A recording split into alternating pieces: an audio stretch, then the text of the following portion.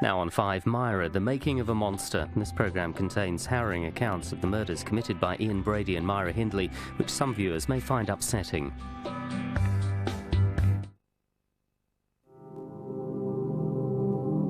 These are the eyes of Myra Hindley, the most hated child murderer in British history. She was intensely controversial. This painting, made from stencils of children's handprints, provoked storms of outrage when it was first shown a few years ago. And when she died in November 2002, after 37 years in prison, she was still front-page headlines. She was the devil, the woman Britain loved to hate. She was so notorious that the name Myra has now fallen into almost total disuse. And even at her cremation, the media were waiting for her.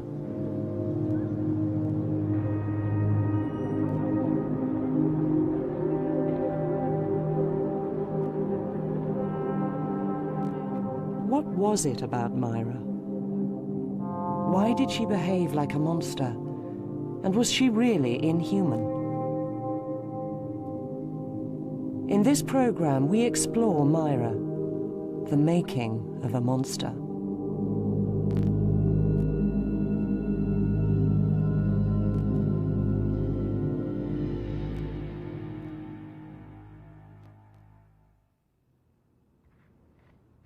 Manchester in the 1960s. Myra Hindley was born in 1942 and grew up amongst the typical working-class terraces of the area. Factories stood against the skyline, and in the little 2 ups and 2 downs at the back lived the workers.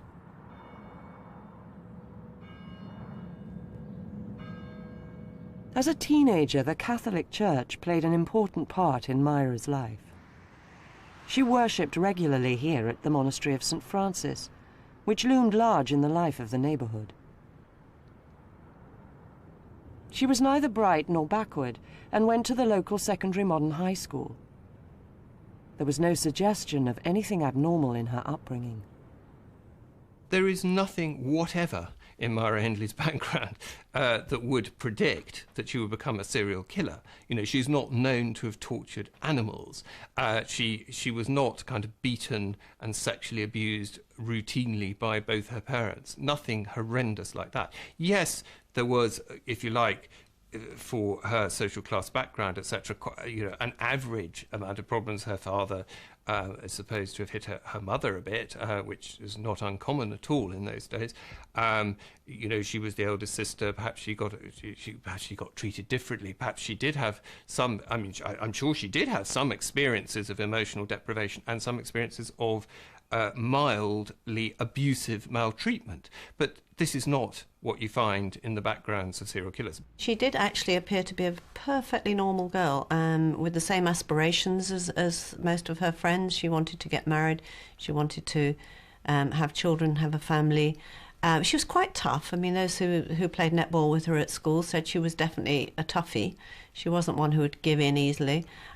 She was a leader. She accumulated girls around her. But she seemed in every possible way to be absolutely just the product of her time and place.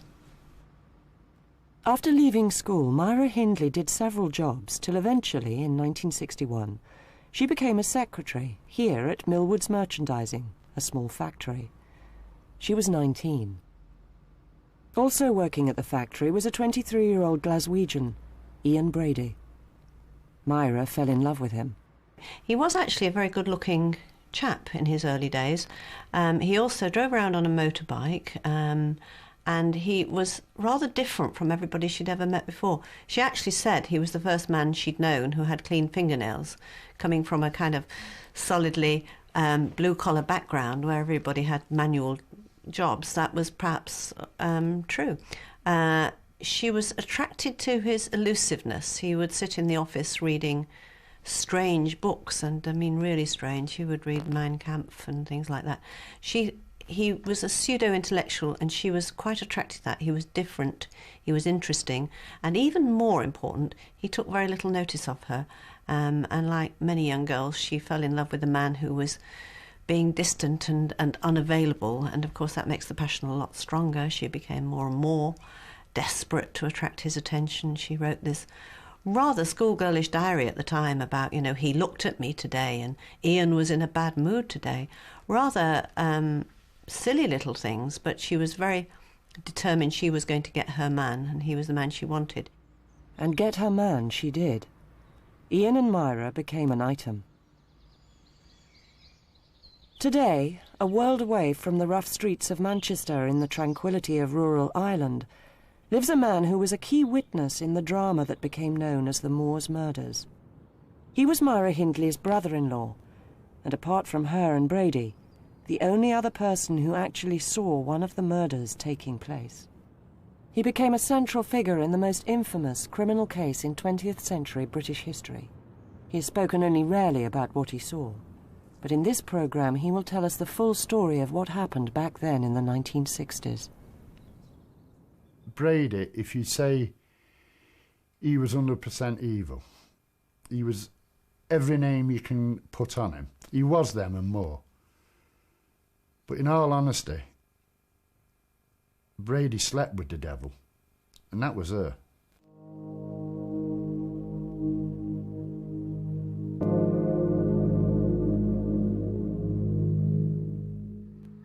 David Smith, Myra Hindley's brother-in-law, grew up in the same 1960s Manchester streets as Myra and her family.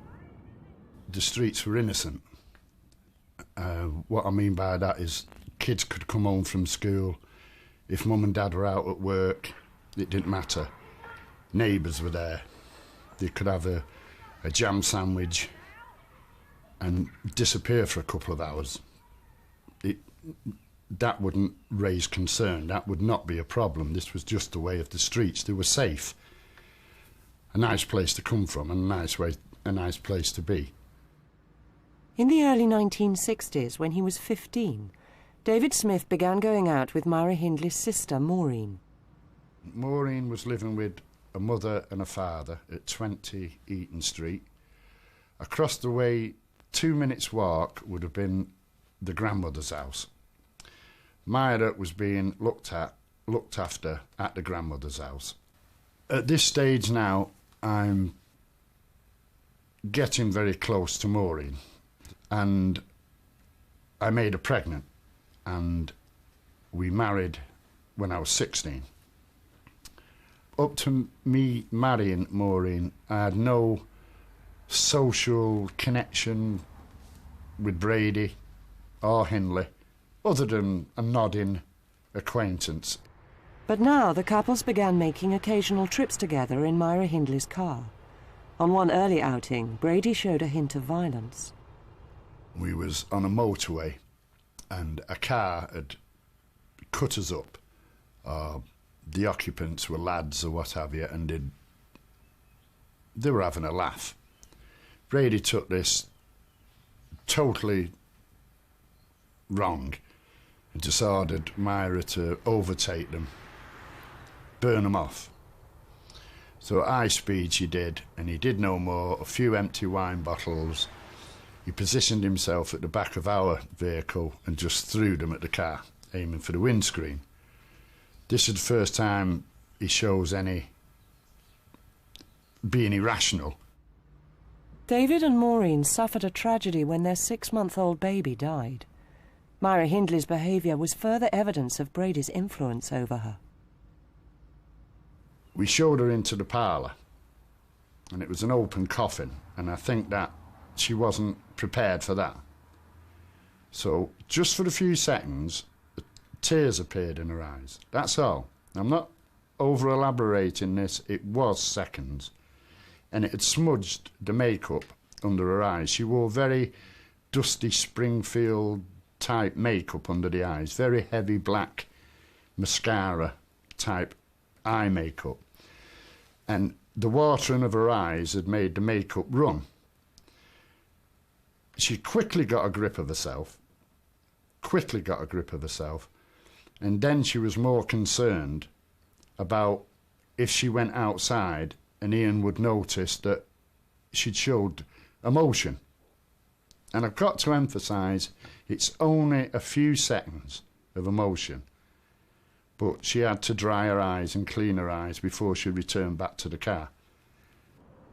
This is Hattersley, a Manchester housing estate. In 1965, David Smith and Maureen moved here. Myra Hindley, her grandmother and Ian Brady had already moved to this row of houses in Wardlebrook Avenue. It was here Brady revealed more of his violent nature. We started talking of petty crime,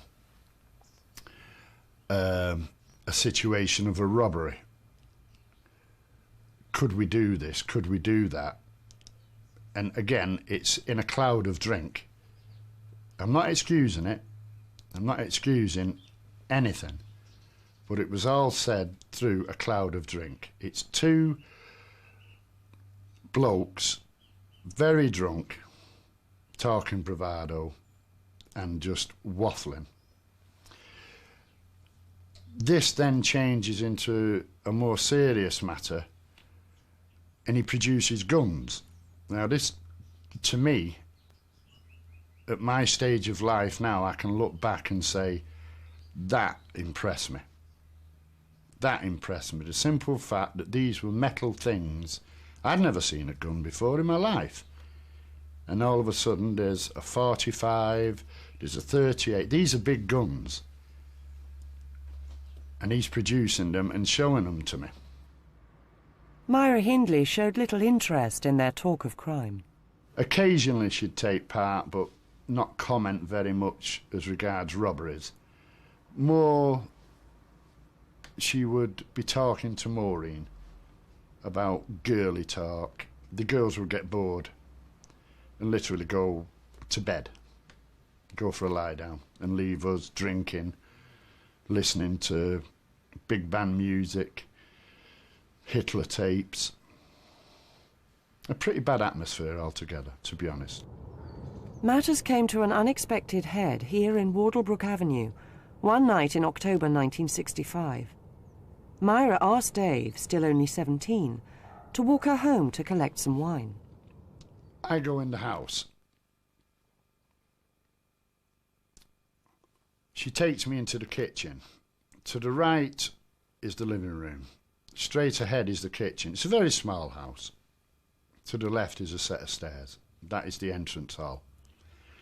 Into the kitchen, she opens a drawer and she takes out, I don't know, 5, 6 miniature wine bottles, puts them on the top of the cabinet. Excuse me. Wait here a minute. There's the wine. Then she goes into the living room. A minute passes, maybe 2 minutes, I don't know, a minute or so, very short time. All of a sudden, there's screaming, there's swearing, there's banging around. She screams, Dave, Dave, help him. I go running into the living room, and Brady's got this lad whacking him and hitting him with an axe. It's very violent. Very, very violent. The lad is on the floor. Brady's still hitting him. I think at the trial he'd received 14 blows. It was very bad. He then strangles him. He's swearing at him. He's calling him. He's cursing him. He's calling him filthy names.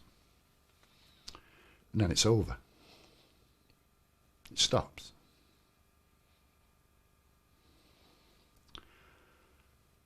I'm there. Hindley's there. And Brady's there.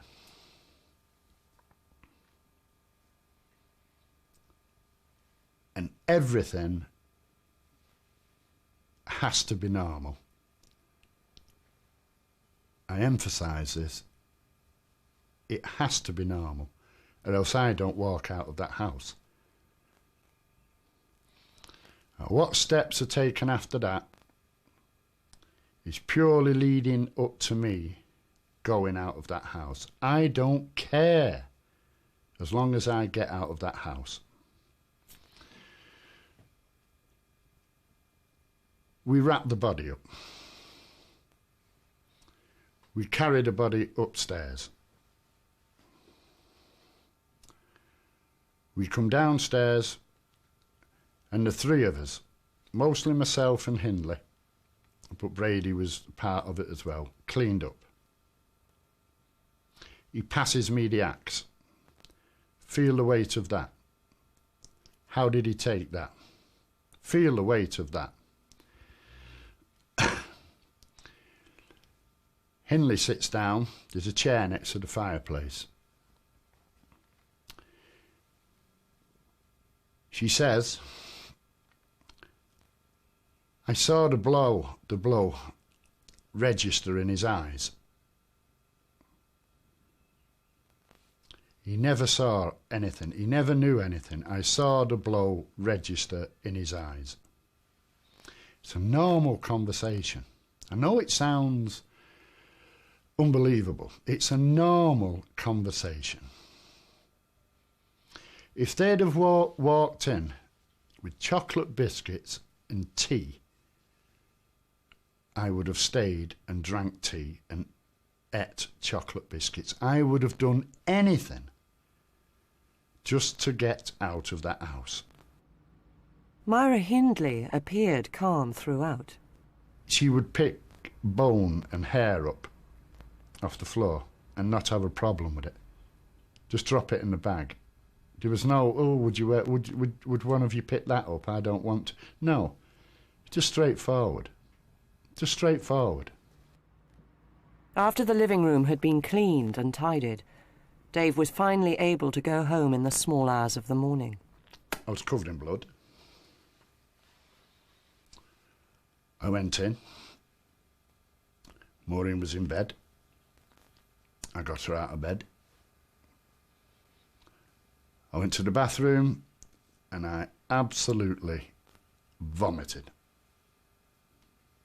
To the point where I was retching and I was in a bad state, physically in a bad state. I then had to tell her what had happened. I've just seen somebody killed. It doesn't go into any great detail. Don't be looking for detail. There isn't. You just... how do you mean? So I'm showing her my clothes. Look at me. We've got to do something. We decide we're going to the police. David Smith was taken to this nearby police station at Hyde in Manchester. There he told officers his terrifying story. Police went round to 16 Wardlebrook Avenue, where they found and removed the trussed-up body. They then arrested Brady, who was brought here for questioning. Later that morning, local journalist Clive Entwistle was plunged without warning into the biggest story of his career. In 1965, I was a young reporter here in North Manchester, and on October 7th, I received a tip-off from a police contact that there'd been a murder on a council estate called Hattersley, just outside Hyde. I drove up to Hattersley and drove round and found a policeman standing on the doorway of number 16 Wardlebrook Avenue. It was part of this row now of 3, and the house was there at the end. It's since been knocked down. I talked to the policeman and he told me they'd found the body trussed up in polythene in the back bedroom. He told me that a man had been arrested. His girlfriend had been taken with her grandmother to the house at the back, the house you can see between the gap there.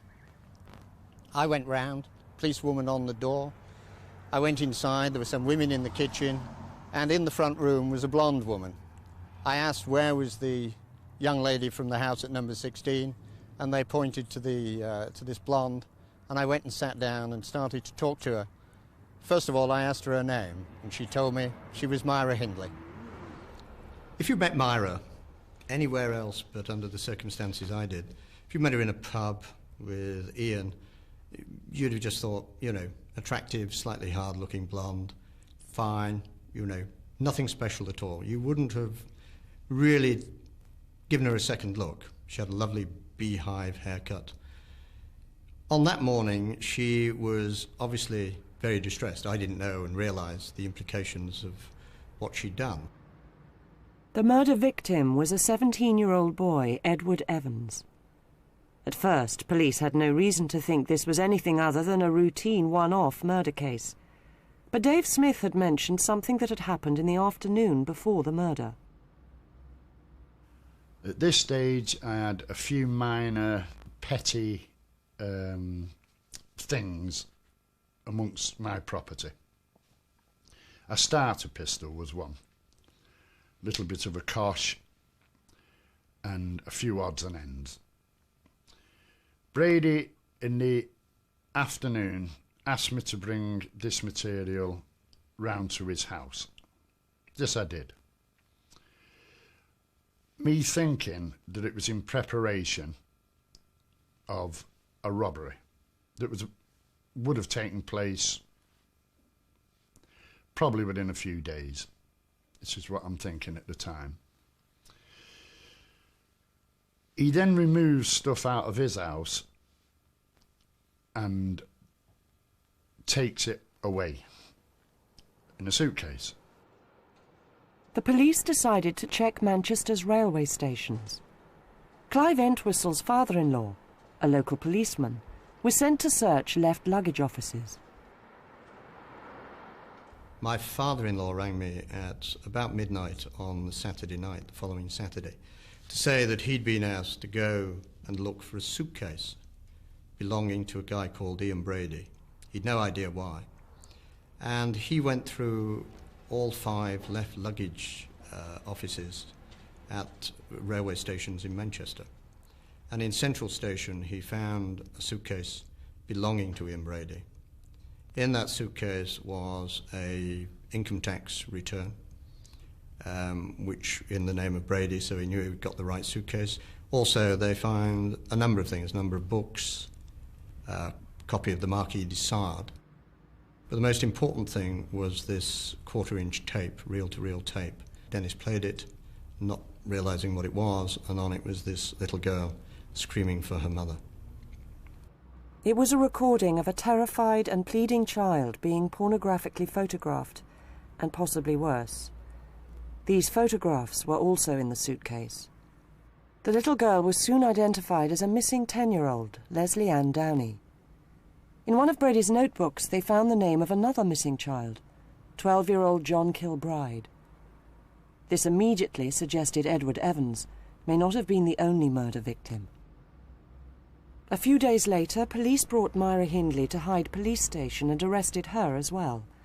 They took this photograph of her for police records. Few could have imagined then that it would eventually become one of the most haunting images of 20th century Britain.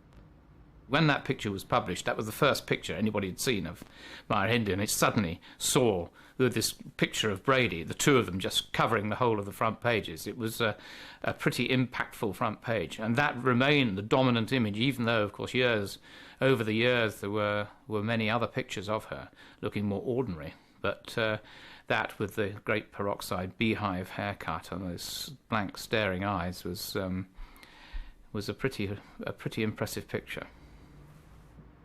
Despite suspecting several murders, the police had no bodies. What could Hindley and Brady have done with them? In the house were many photos of the couple on the moors. This is Hollingbrook Knoll on Saddleworth Moor. It was known to be a favourite spot of the couple's and featured in many of their photos. Police began searching here. They now had a horrible suspicion that the couple might have buried the bodies somewhere in this area, but it was like looking for a needle in a haystack. I mean, how do you find a body? You know, a group of police cadets and young police officers had been searching on the side of Mottram Road on a Saturday afternoon, about 3 o'clock in the afternoon.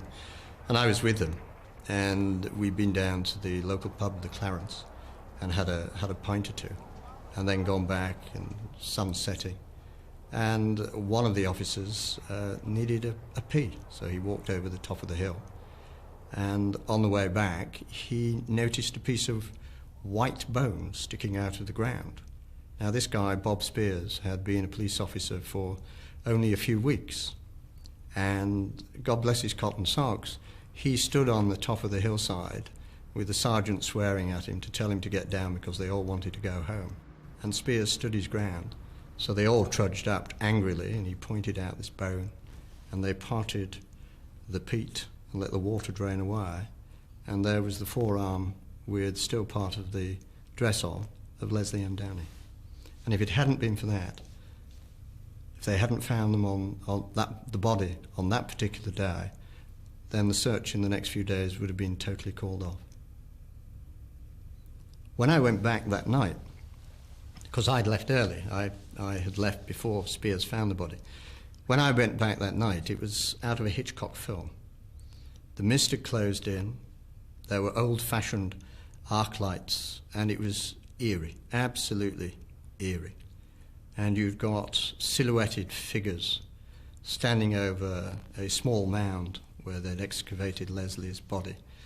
And when I arrived, it was at the moment just before they'd put the remains into a polythene, big black polythene sheet. In those days, they didn't have body bags.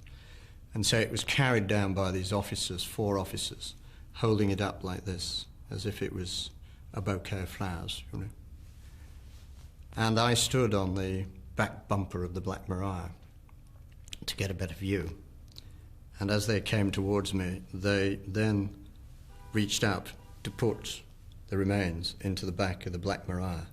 And as they did it, of course, as they leaned up, they all pulled it open to lift it in. And I looked in and saw Leslie's remains. There was only one possible conclusion. This was no longer a single murder. It almost certainly involved the killing of several children. Children whose bodies were buried in the loneliest, bleakest of all places, the moors. The Moors murders were now destined to occupy a place of special horror in the British psyche.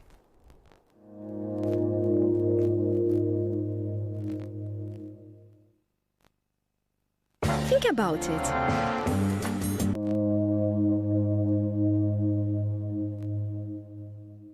I can recall to this day the images that I saw of Leslie's remains being lifted into the back of that Black Maria.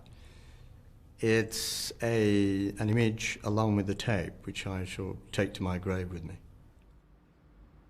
The discovery of Leslie Ann Downey's body and the existence of the tape recording directly implicated Myra Hindley in the murder. Her voice was on the tape recording. Her fingerprints were on the photographs of the little girl. She was in the photos on the moors. Now police believe John Kilbride's body might be somewhere on the moors too. They used a photo of Myra Hindley on the moors to work out a possible location, and sure enough found his body. John Kilbride's funeral was a huge public event. The Moors murders excited tremendous interest, and some people saw it as a comment on the Times. You know, I can remember, you read the papers and it was full of mini-skirts and excitement of people having sex and drugs all over the place, and obviously rock music. And sex and drugs and rock and roll was the order of the day. And I think there was that feeling that if everybody's allowed to just do whatever they want, if the animal within is unleashed, look what will happen. Society will fall apart. Ghastly things like this will start happening. Brady and Hindley's trial began 6 months later in April 1966. David Smith, accompanied by Myra Hindley's sister Maureen, was the main prosecution witness. The still young medium of television helped to feed the public appetite for news about it. This trial is certain to make legal history, if only because the Attorney General himself is here leading for the prosecution. It's taking place in Chester Castle. Originally, Tom St. John Barry's nightly ITN bulletins reported all the details. Fantastic security precautions have been taken, and the precincts of the court have been very widely defined. Before you can get into the court, you have to produce no less than 3 passes if you're a mere journalist. When you do get in, you find yourself in a long, very high room, about 25 feet high, wood-panelled for about 12 feet, and then light stone arches Above that, a wooden roof with a stained glass light in it. As the trial unfolded, it became clear that Myra Hindley was going to stand by Brady, come what may. Hindley, who said that she had a sore throat, gave her evidence in a low, husky voice. She said that she had loved Brady and still loved him. When she was cross-examined about her part in the nude photographing session with the child, Leslie Ann Downey, she said, "I offer no defence for that. It was indefensible and cruel."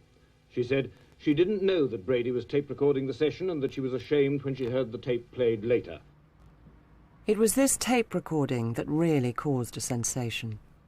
People were absolutely riveted by it. To see this story of a young man and a young woman, a girl of only 18, apparently doing horrific crimes.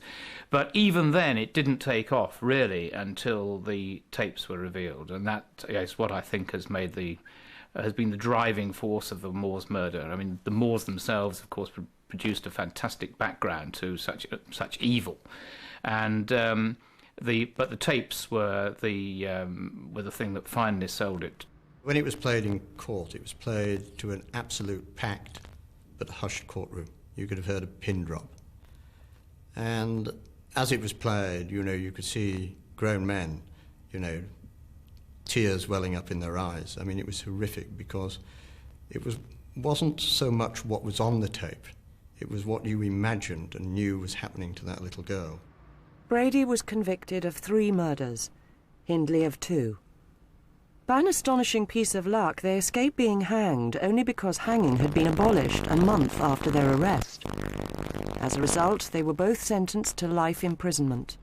These were 3 calculated, cruel and cold-blooded murders, was what Mr. Justice Fenton Atkinson said, and I passed the only sentence the law allows. After sentences, he praised the police investigation of the utmost skill and thoroughness which brought these matters to light. Outside, a small crowd of sightseers, most of them staff from the neighbouring county council officers, gathered in the courtyard of the castle to see the prisoners removed. Then the police cleared the forecourt, and as a van with 2 white police cars escorting it swept through the archway of the castle, there was booing from a crowd which had gathered outside. The duration of their imprisonment is now entirely at the discretion of the Home Secretary. The Home Office said tonight that a life sentence means just what it says. Normal practice nowadays is to release a life prisoner on licence after about 10 years. In some recent cases, judges have recommended that the sentences they've passed should not be reviewed for a certain set period, but no such recommendation was made in either case today. Myra Hindley was taken to Holloway Prison in North London. She never saw Brady again. Even before the trial, there'd been suspicions she and Brady had murdered other children.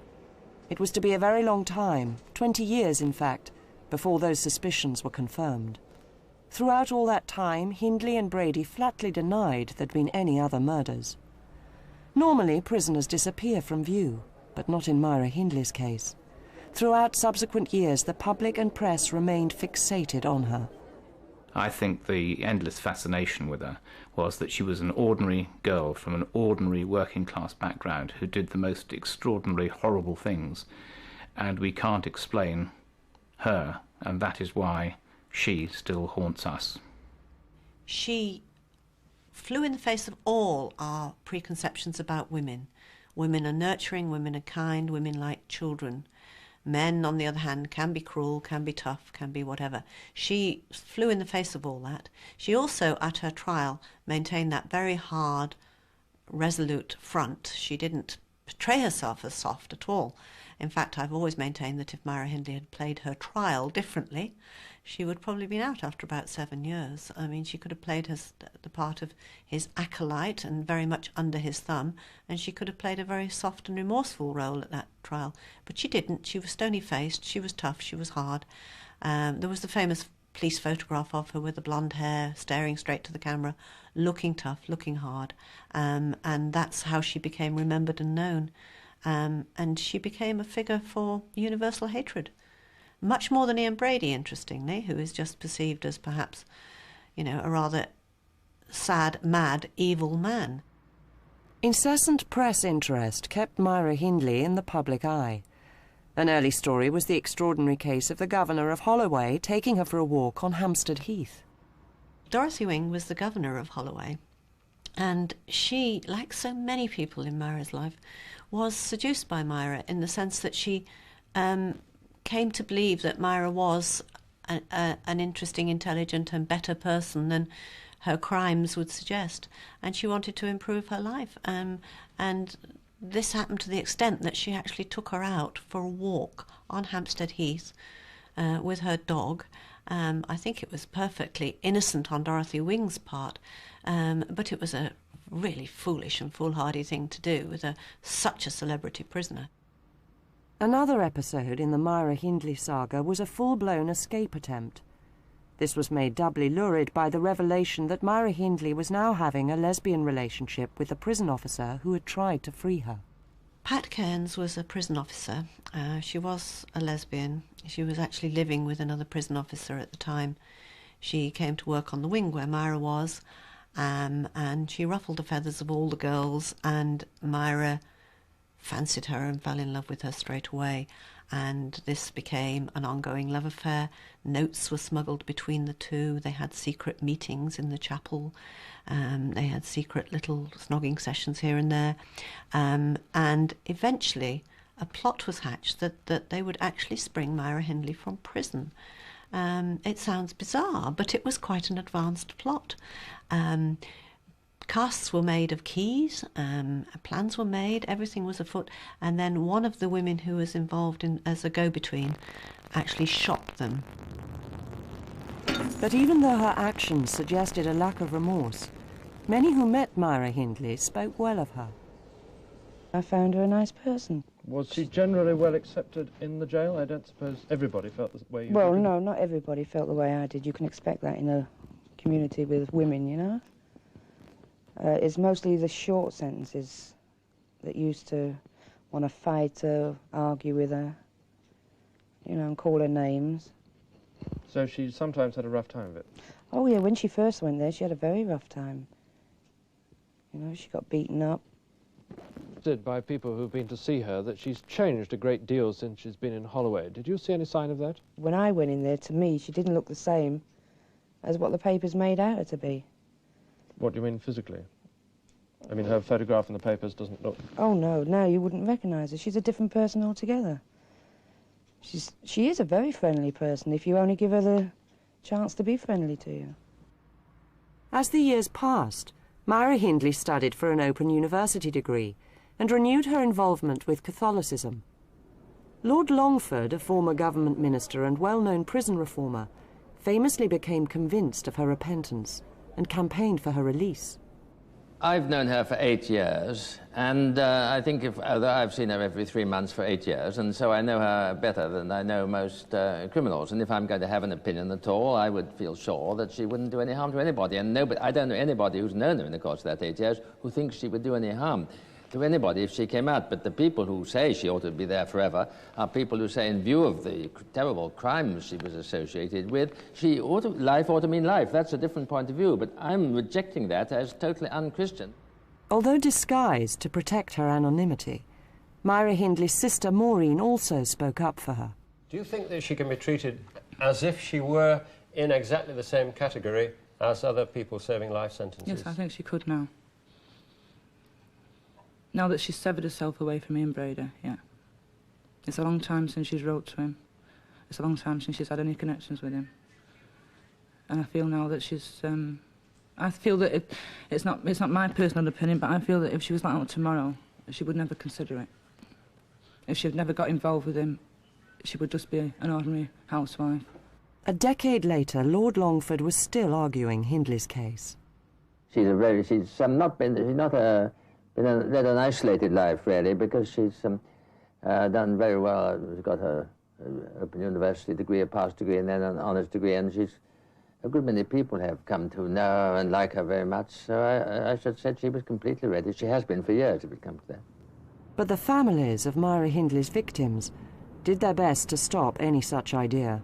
She's ruined my life and she's ruined 5 more families. And then people are suffering like me. And it's a sentence for me alone. That woman will not live if she comes out of prison. I know people have said they'll do it for me. I don't want that. I don't want nobody to get in trouble, especially my boys. They've got their lives to live. I'm half dead now. I'm living on pills. I will willingly do that woman in and take my punishment, and I will expect to be put in prison where I should stay until the end of my days. And so controversy kept Myra Hindley in the public eye well into the mid-1980s, 20 years after her original conviction. But of course few had ever seen her since then, and those who did found it a shock. At that time, writer Peter Stanford was editor of the Catholic Herald. Through Lord Longford, he became interested in Myra Hindley's case and began the first of many visits to her. Women's prisons are very mixed. You'll have women in there who haven't paid their TV licences and women in there who are mass murderers, all kind of mixed in together. And so you're sitting in the waiting room and the names are all called out, and all these kind of grannies and children of these poor women kind of go in to see everybody. And I suppose naively I was waiting for someone to say Hindley. And no one did. And in the end, I was the only person left sitting in the waiting room, and the prison officer came over and said, "Have you come to see Myra Hindley?" And I said, yes, so I'm not quite sure what the reaction was going to be, really. And so they showed me through into the visiting room. And, I looked around the room for a woman with blonde hair and a stern, unbending expression, and there was no one there who fitted the description. And in the end, someone ushered me towards, I suppose I could have worked it out because it was the only empty table. And the woman sitting on the other side, I mean, you just wouldn't have recognised her from the photograph. And I think that's one of the very important things about Myra, and that most people believed that she was completely unchanged from that particular image in the mid-1960s. And, here we were over 20 years later, and, surprise, surprise, she changed. She was a different person. What was she like? She was very, very pale. Her face was very veined. I mean, she didn't look at all well. She had reddy, purpley hair, I think, the first time I met her, which was cut in a bit of a sort of 1970s cut. She had an extraordinary voice. Her voice was very. She spoke very, very slowly and had quite a deep voice. She smoked like a chimney. She consumed chocolate quite a lot. They have this thing where you bought chocolate from the kind of the trolley and handed it out. So all those things. I mean, in many ways, very normal. It was almost that thing you had to kind of sit there and kind of pinch yourself and thinking, I am now sitting opposite the woman that the tabloid newspapers tell me is the most wicked woman ever to have lived. And you'd be having a perfectly normal conversation about a television programme you'd watched or a book you'd read, or I remember she was fascinated by Margaret Thatcher, talking to her about politics and Margaret Thatcher, in the same way that you talk to anybody. In 1986 came the next big breakthrough in the Moors murders case. Ian Brady began to talk about additional murders. The new head of CID at the Greater Manchester Police, Chief Inspector Peter Topping, interviewed Brady and also approached Myra Hindley at Cookham Wood Prison in Kent. I received a phone call one afternoon from Myra saying the Greater Manchester Police are here and they want me to help them recover bodies that have so far not been discovered on the moors, and I've agreed to help them. Would you come down to the prison straight away?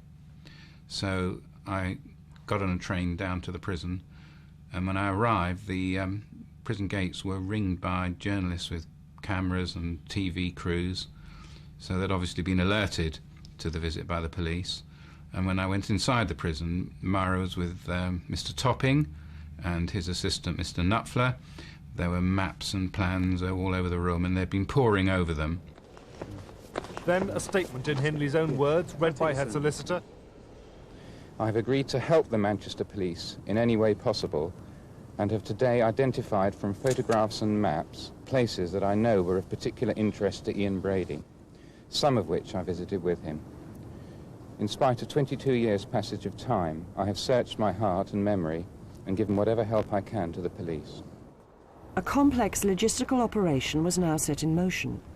A month later, Myra Hindley was taken back to the moors for the first time in 20 years, accompanied by her solicitor. I was collected and taken to a caravan up on the moors where I met Myra. She had been taken from Cookham Wood the day before and had slept the night in a police training college somewhere in the Midlands. And I remember she was all excited because for the first time in years she'd been in a double bed, and for the first time in her life she'd slept under a duvet, which she found extremely strange. And so the day began. We'd agreed I would be with her throughout.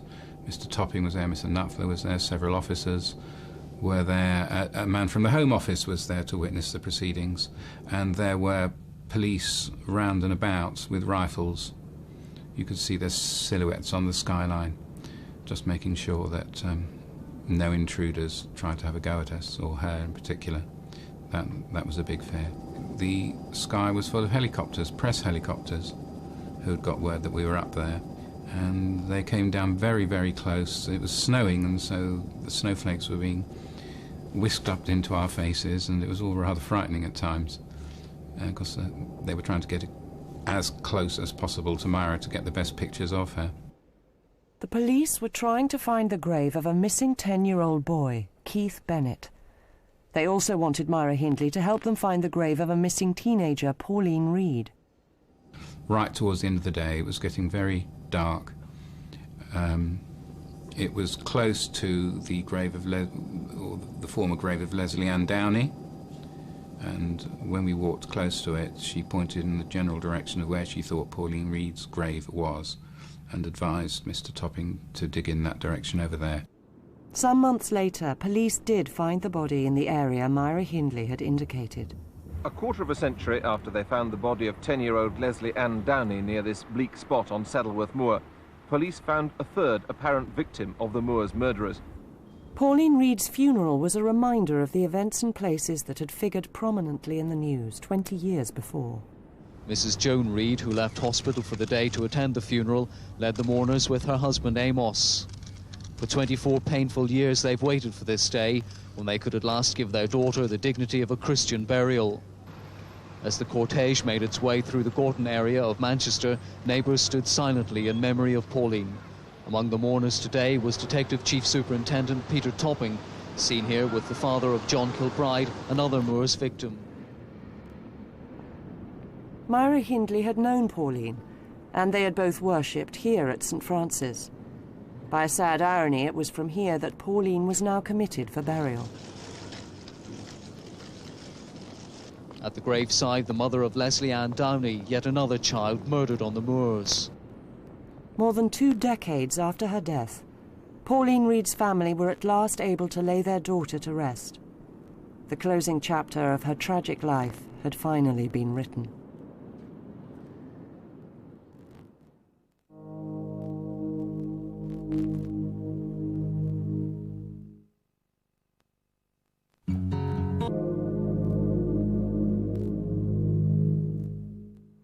Although Myra Hindley had helped police identify likely spots on the moors, she hadn't formally admitted to involvement in any additional murders. But now she decided to confess all to Chief Inspector Topping. We waited until it died down completely, several weeks, and then we met over a period of about a week, every day, at Cookham Wood, and there were a series of tape-recorded interviews where Mr. Topping would ask Myra questions and she would give her account of the deaths of the various children and the role that she played in them. And I was present throughout with the Reverend Peter Timms. The Reverend Peter Timms was a former governor of Maidstone Prison and a therapist who'd been counselling Myra Hindley for 4 years. She said to me, you know, well, I'll see Mr. Topping if you're there. I said, well, that's for the police to decide. I can't be there unless they decide, but of course I'll sit with you if that's what you want. And I did. And so there were 2 days of informal interviews. No tapes, nothing. Right? It was just chatting with the police for 2 days. Now, you cover a lot of material in 2 days, actually. And she was absolutely open and honest, and nothing that she said in those 2 days was any different to what I already knew. And at the end of those 2 days, the policemen, it was 5 o'clock or something, they went off to their hotel and they were going back home. And I got a telephone call that evening from the governor, and she spoke to me and said, could you get Mr. Topping to come back? I want to go on record. I should have done this 20 odd years ago. You know, it's time, it's much too long now. And I tried to dissuade her. I said, look, you need to think about it a bit longer. Take longer to think about it. But she wouldn't. She said no. And so the following morning, I got hold of the police and said, you know, and she was read the caution. She's confessed that she is guilty of participating in these crimes, so that she would be guilty of the crime of murder, yes. Brady himself was also taken up to the moors to see if he could help pinpoint Keith Bennett's body, which still hadn't been found. but he couldn't find it either. After this, there were no more breakthroughs or discoveries in the Moors murders case. But controversy would continue to dog Myra Hindley, right up until her own death 16 years later. The controversy really revolves around why she committed these terrible crimes. One thing everyone agrees on is that Brady was the catalyst. Had they never met, I don't believe Myra Hindley would ever have committed murder. I don't think there was any interest in it or impetus towards it in her. She was a very tough person and quite capable of violence, and quite capable eventually of accepting violence, which I think a lot of people would not be capable of. So there was some inherent ability to cope with it, with the violence and the killing in her, but she had no feeling or need to be involved in that, and he did. No, she wouldn't have killed. I doubt very much if she'd have killed. Almost convinced that she wouldn't have killed. No. She would have grown up, she would have had a family, she would have married, had 3 kids. She would probably be boss of the typing pool and run it with a rod of iron. That's the sort of person she was, but she would never have committed a crime, she would have never been involved in crime. But it's why she did get involved that really divides people. One group sees her as led by Brady. The reason she got involved was because she met Brady, she fell in love with him, and when you fall in love with someone, as we all know, it's the same for all of us, if you do fall in love, your barriers break down. Your sense of who you are and who the other person is become terribly muddled up. There's a period during the in-love bit of the relationship when the other person can do nothing wrong. Where you long to be in their company at all times. Basically, you lose the plot when you fall in love with someone. And she happened to fall in love with someone whose ideas she identified with, who she became terribly involved with, just as we all do with the people we fall in love with, but who, unfortunately, turned out to be Brady. Quite how she herself got sucked in is very interesting. By degrees, I think, is the answer. He inculcated her into the almost cult of killing that he'd established, and he tried later on to do the same with David Smith. He gave her things to read. He gave her the Marquis de Sade to read. He talked to her about sadomasochism. He took her to see very strange films. They actually went to see a film of the Nuremberg rallies. He thought that anything to do with the Nazis was wonderful.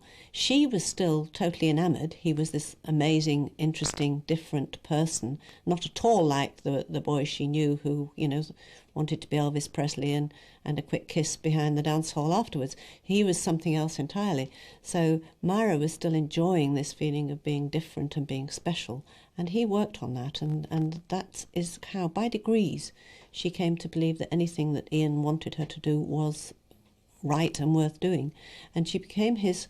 Interestingly, he called her Hessie.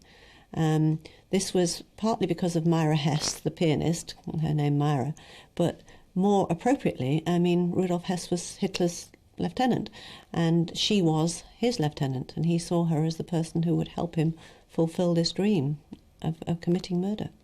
The process by which you go from being Myra Hindley, a perfectly normal office worker, to Myra Hindley, the torturer of children, is not obviously something that happens overnight. In her case, she fell in love with this sadistically dangerous man, and gradually was groomed into more and more perverse sexual practices. First of all with him, he played games with her, he tricked her, she got turned on by that. And I'm sorry, but we all, think of your own sex life and think how much game playing.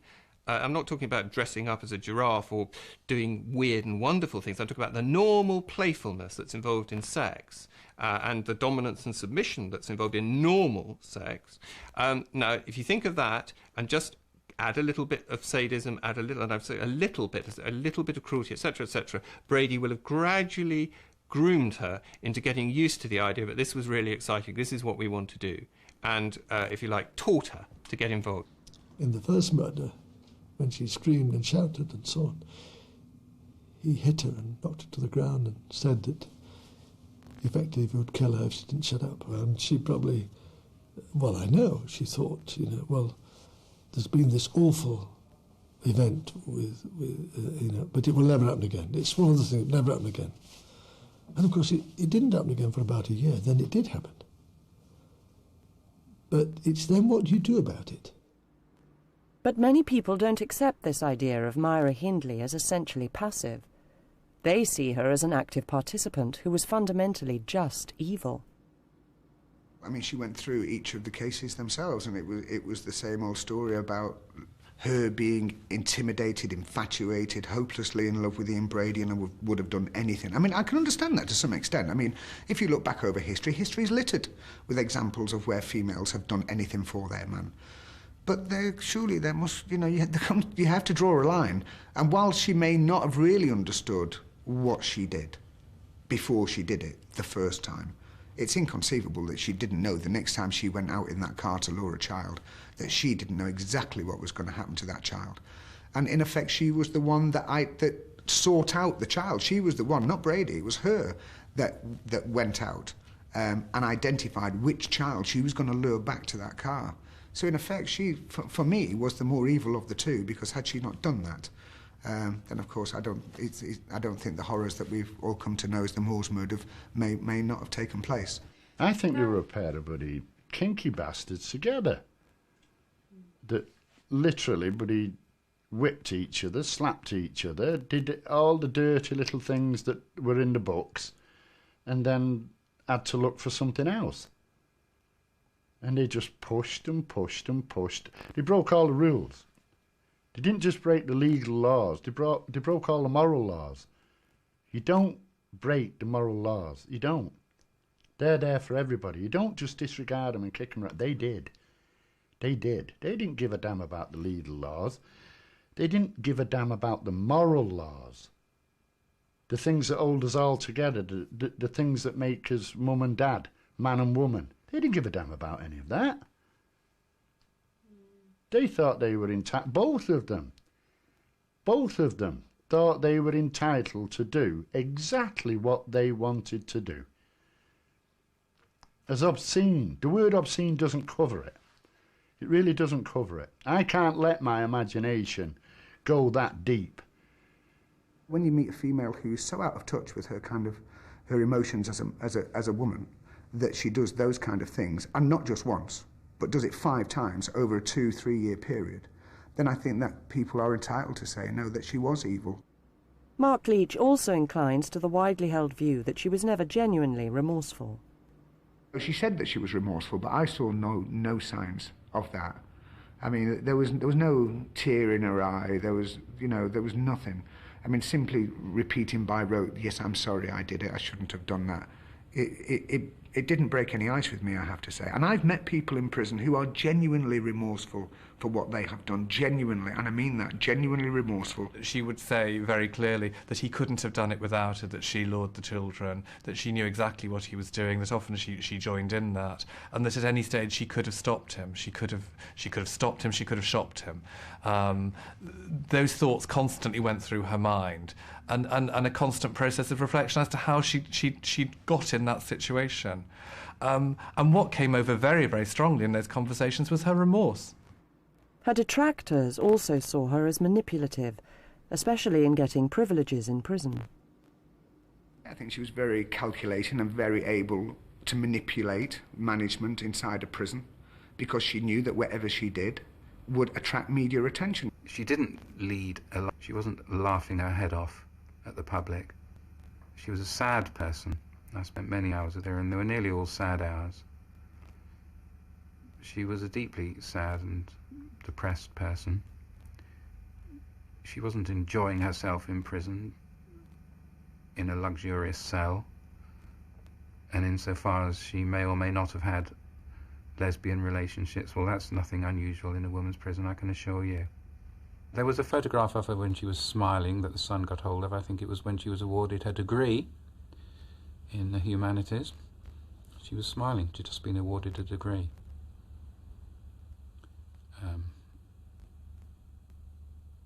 She shouldn't have smiled for the camera ever, but because the public got the impression that she believed her crimes were funny. Well, she didn't. Nobody did. She was concerned for those who were close to her, as any normal person is, particularly her mother. That was her greatest concern, how her mother would react to anything that happened. After that, her close friends. She appeared to me, apart from her reputation and her history, to be a normal person, not an evil genius. Perhaps I knew her better than the editors and journalists in some of the tabloid newspapers. I did know her better. Longford, bless him, used to say, well, how do they know? They don't know her. Well, he was right about that. But Myra Hindley and what she represented never lost the power to cause outrage. As recently as 1997, this painting, made up from stencils of children's handprints, was physically attacked and provoked public protests when it was featured in a high-profile exhibition. This work was actually painted in 1995. Charles Saatchi bought it and showed it in his North London galleries. But it was when, in 1997, it was included in an exhibition called Sensation, which was Saatchi's collection of British art in the 90s up to that point, at the Royal Academy of Arts, no less. Suddenly, all hell was let loose, because the tabloids had been sniffing around for a kind of shock story surrounding British art. So we'd had the sharks, the elephant dung, and so on. This was there, and because it was an image of an horrendous serial killer, it gave a kind of moral dimension to their anger and their ire. And so, having interviewed the parents of some of Hindley and Brady's victims, who quite understandably were very disturbed by the fact that the image of Hindley was getting more publicity, there was a kind of public sense of outrage. £7 to go into that exhibition is blood money. If you have any compassion for a mother who spent 33 years looking for the body of her child, do not pay your £7 to go and see this disgusting thing that they are calling art. It is not art, it is glorifying murder. The point of art is to be controversial and to make people think differently. But I mean, I've got my reservations about that particular piece. I think it's sick how they can just make someone famous after killing people and put her picture up in a gallery when she's killed so many, like these children. But some feel the painting, now in London's Saatchi Gallery, provides fresh insight into Myra Hindley's crimes. It's a gigantic image. It's about 15 feet tall. So when you stand in front of it, it actually overwhelms you. It becomes larger than life, or perhaps larger than death in this case.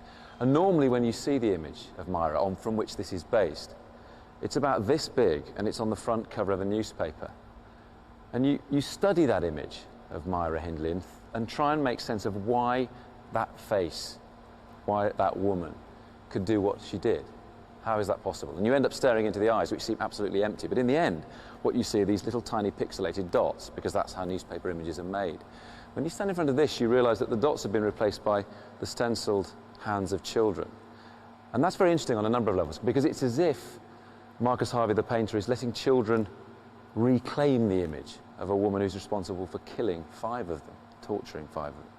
But also, it reminds us that we can never look at Hindley's face without that veil of depravity in front of it as to what she's done. And David Smith also finds the famous image of Myra Hindley eternally chilling. I've always had this feeling. The photograph of Hindley, to me, that is Myra Hindley.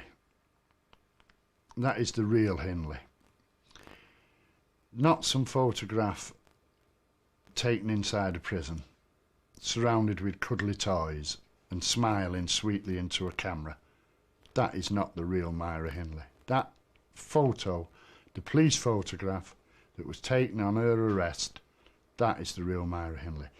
You look at this photograph of Hindley, you see the hard case of Hindley. You see the hard jawline. You see the haircut. You don't see arrogance. You don't see fear. She's not frightened.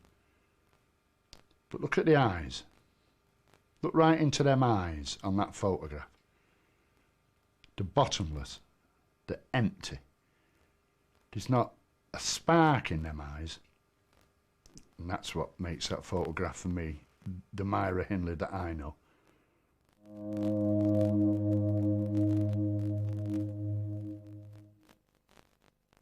2002 without ever achieving the freedom she and her supporters hoped for.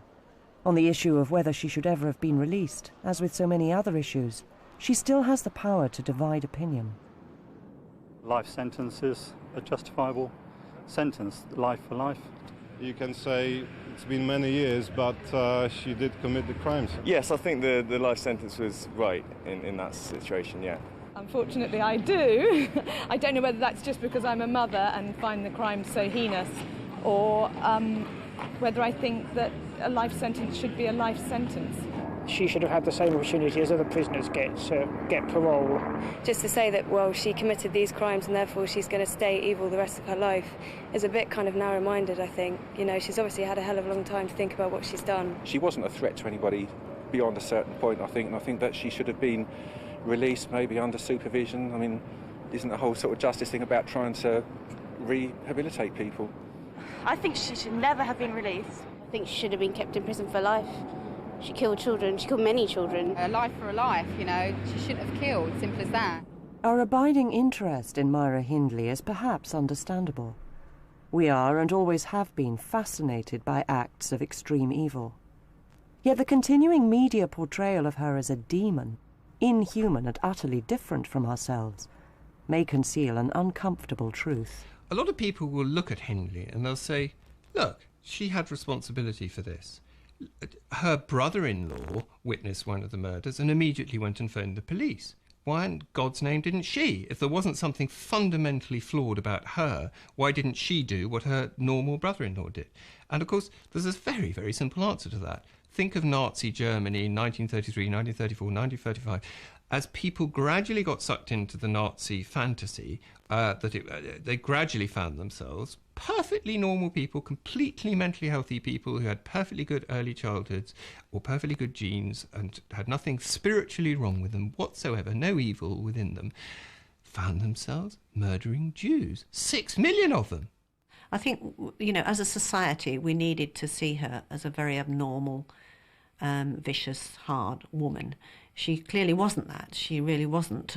She was an intelligent, interesting, somewhat manipulative, somewhat tough, but nonetheless no tougher than, you know, any woman who's running an office anywhere in this country. We needed to see her as different because there is a fear in all of us that perhaps we are capable of great evil given the situation.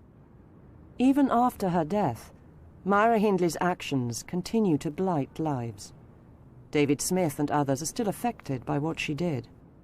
Dave Smith became a pariah after Myra Hindley and Ian Brady were arrested, and the evidence began to come out at the committal about what they'd actually done. People believed that he couldn't be innocent, that there was no way he was not implicated in the murder of Edward Evans, and subsequently, as a result, that he must have been involved in the abduction and murder of children. He went through an appalling time. He didn't go out. If he did go out, he was beaten up, he was attacked, he was spat at, he couldn't get a job. He had an appalling time, and in fact, you know, fled the area for a long time, but still, people pursued him. As soon as people knew who he was, they went for him because they believed he was as guilty as Myra Hindley and Ian Brady, and he wasn't. Dave Smith was actually a very brave, along with his wife Maureen, very brave and public-spirited person. To term me as a victim of the Moors murder case victim is wrong. No, that's the parents. They're the victims. Them I bleed for. I'm a survivor. I survived it. I am not a victim of it. I got through it. Lots of the parents, they're frozen in time. Their memories stopped in the 60s. They still see their missing children the same size. They never grew. They never got older. They never change. They're the victims. Winnie Johnson is the mother of Keith Bennett, whose body has never been found. I don't like the idea of being him up there. I want him on where I can bury him myself and go to his grave. I mean, it's a long way to go to the most. They even asked me to have a memorial put up there to show people that he's up there. I said, you don't need a memorial. I said, people know that he is up there. And I said, putting a memorial up there is just a waste of time. I said, because for one thing, you don't know where he's murdered. They said, well, we'd put it on the edge of the road so the people could. I said, that's no good to me. And then I started taking flowers up each Christmas, Easter, his birthday, his anniversary, and I've done it from there on in. And it's cost me loads of money, but I appreciate it.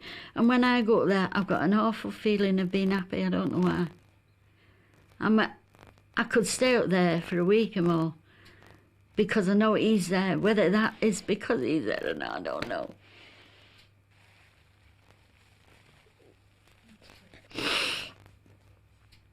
I feel happy when I'm up there. I feel on top of the world. I only wish I could get him back.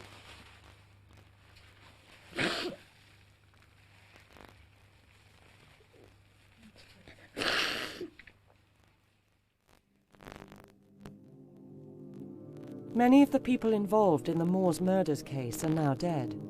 Maureen Smith, Lord Longford, and of course Myra Hindley herself. Even after her death, Monster Myra lives on. Will she ever die?